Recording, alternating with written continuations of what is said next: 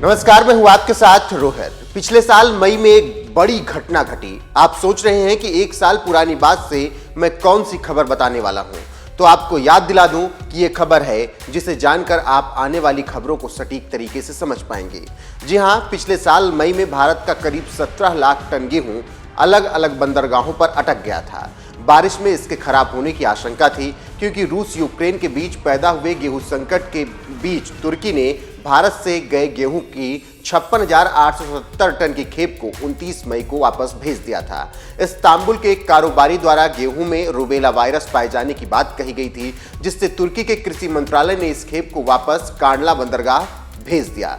जून के मध्य तक ये जहाज वापस आ गया। इतनी सी खबर ने तूफान ला दिया और विदेशी मामलों की जानकारी से कश्मीर से जोड़कर देखने लगे और बात सही निकली। लेकिन कहते हैं ना, समय चलता है और समय सबको अपना दिन दिखाता है। तुर्की के साथ भी अब कुछ ऐसा ही हुआ है और समय का चक्र सीधे 360 डिग्री घूमा है और तुर्की भारत के कदमों में अब आ गया है। खबर आप जानते हैं, हम खबर को अपडेट करके आपको बता रहे हैं। तुर्की और सीरिया में भूकंप से तबाही जारी है। 6 फरवरी को आए 7.8 तीव्रता के भूकंप से अब तक 34,000 से ज्यादा लोगों की मौत हो गई है। तुर्की में भूकंप से 12,000 से ज्यादा इमारतें तबाह हो गई। इस घटना के बाद दुनिया भर के लोग और देश तुर्की और सीरिया की मदद कर रहे हैं और भारत ने भी दोस्त ऑपरेशन चलाया है। इसी के तहत तुर्की और सीरिया में आए विनाशकारी भूकंप में फंसे लोगों की मदद के लिए भारत हर मुमकिन कोशिश कर रहा है। एनडीआरएफ की कई टीमें तुर्की और सीरिया में राहत बचाव कार्य में जुटी हैं। भारत की ओर से मेडिकल सुविधाएं भी पहुंचाई गई हैं। इसी बीच ऑपरेशन दोस्त के तहत भारत का 7वां विमान भी वहां पर भेजा जा चुका है।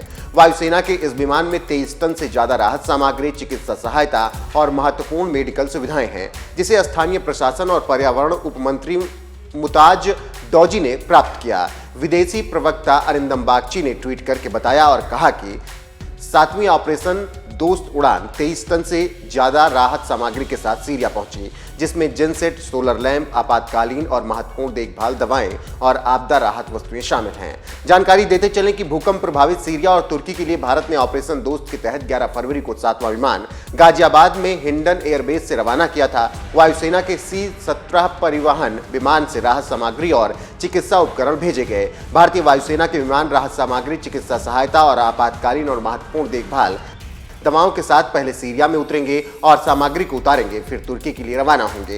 इससे आप समझ सकते हैं कि भारत कैसे तुर्की की मदद कर रहा है और इसी को देखते हुए तुर्की ने भारत का धन्यवाद दिया है और तुर्की के राष्ट्रपति रेजब तैयब एर्दोगान ने भावुक अंदाज में अपनी बात रखी है। और इसी बात को अब लोग कह रहे हैं कि कैसे पाकिस्तान के साथ मिलकर तुर्की ने कश्मीर को लेकर दुनिया में फोरम में जलील करने की भारत को कोशिश की थी, लेकिन भारत वहां हिला तक नहीं था और अपनी बात पर अड़ा रहा। और आज वही पाकिस्तान भूखा नंगा घूम रहा है और अपने लिए कर्ज मांग रहा है, लेकिन मिल नहीं रहा उसे, और तुर्की की मदद की बात कर रहा है। इसी को लेकर आज सब फंस रहे हैं। लेकिन भारत की परंपरा हमेशा से वसुधैव कुटुंबकम की रही है और दुश्मन से घायल होने के बाद भी भारत ने जो तुर्की की मदद की है और आज भारतीय सेना तुर्की वालों का दिल जीत रही है। और ऐसे ऐसे फोटो वायरल हो रहे हैं कि पूछना नहीं, और लोग कह रहे हैं कि एर्दोगान की अक्ल अब जाकर ठिकाने आई है। खैर, देर आए हैं दुरुस्त आए हैं। अब भी एर्दोगान को अक्ल आई है तो अच्छी बात है, लेकिन जिस तरीके से भारत ने तुर्की को गेहूं भेजा, इसके अलावा तमाम राहत सामग्री भेजी, उस तुर्की को जिसने पिछले साल भारत का गेहूं वापस कर दिया था, और आज उसी के गेहूं पर अब वो जिंदा रहेगा। फिलहाल इसको लेकर आपका क्या कुछ कहना है, अपनी राय कमेंट कर हमें जरूर बताएं।